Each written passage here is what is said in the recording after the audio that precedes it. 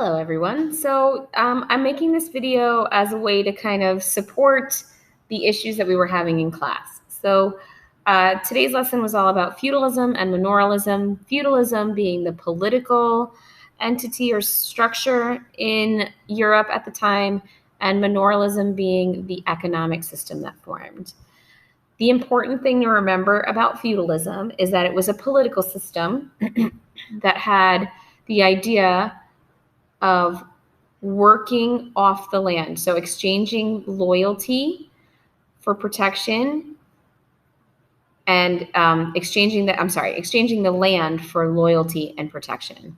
So when we get to this slide, feudalism is the exchange of land for protection and loyalty. Money was not used during this time period. Land was what made you wealthy.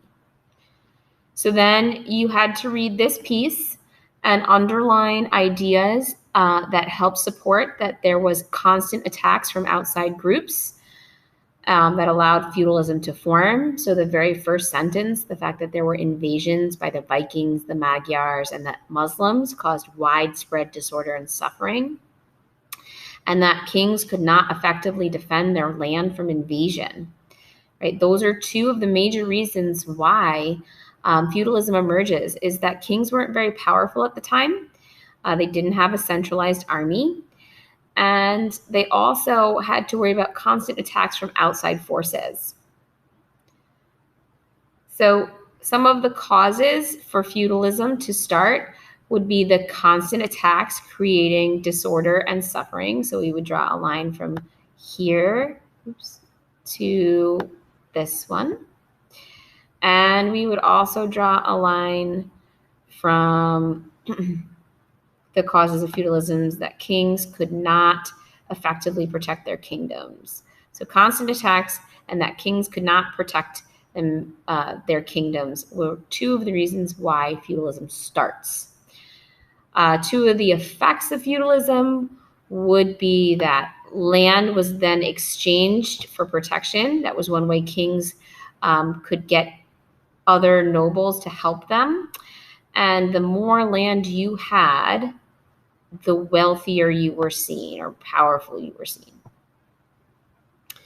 Okay, so moving on. So the next part, you looked at the social pyramid and try to figure out how the social classes were organized.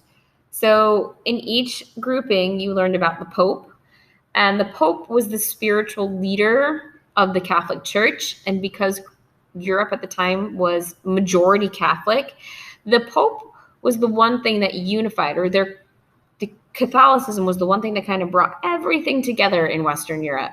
And so they had their own laws, and they could punish everybody, including kings and emperors. So they were seen as even more powerful than the kings. And then in these smaller kingdoms, you would have had a king, and he would have owned all of the land, but during violent times, he would give land out to the nobles and in return ask them to serve him, to basically help be a form of protection. So then there were a group of people known as the lords or the nobles. They were members of the nobility, and the king had given them a piece of land. In return, they would protect or serve that king. They would even further divide that land and give it to people known as knights. Knights' job were to protect the land. So they were in charge of ensuring the safety of the people.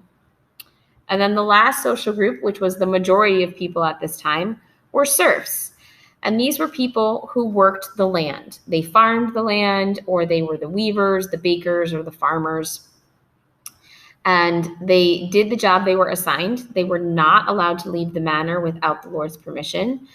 They did not own their land or even their home. All of that belonged to the Lord for which they worked. So then we asked you to put the people on the social chart. So at the top, we would have had the Pope, followed by the king, the lords or nobles, the knights, who were called lesser nobles, and then lastly, our serfs at the bottom. Right? So the way this social pyramid worked, the Pope was above everybody. So he just kind of oversaw how this whole system worked. He's not really a part of it. The king is at the top. However, he has a hard time. He doesn't have his own army that he can call up. So what he does is he gives land out to the nobles, and in return, they give him loyalty and service. Those lords further divide their land and give some to the knights, who then provide service to those lords and to that king. The serfs promise to work the land of the knights and the nobles, and in return, they expect the knights and the nobles to give them protection. That's how this social structure works. Right? As far as the manor goes, I'm going to show you this picture and just quickly explain one more time how this works. So the way this works is that your lord would have lived in this castle right here. He would own all of this land. He owns the forest where the trees are. He owns the fields and all of the crops planted in these fields.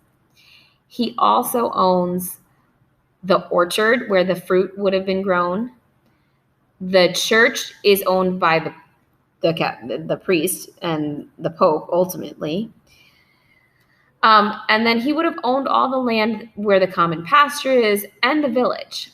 All of these little serfs' homes, their job would have been to take care of the orchard or the pasture, or be the blacksmith or the baker or the miller, or to be out in the fields working. All of the goods they produced in the orchard, the fields, the blacksmith, in the bakery, in the mill, even in the pasture, all go back to the manor house.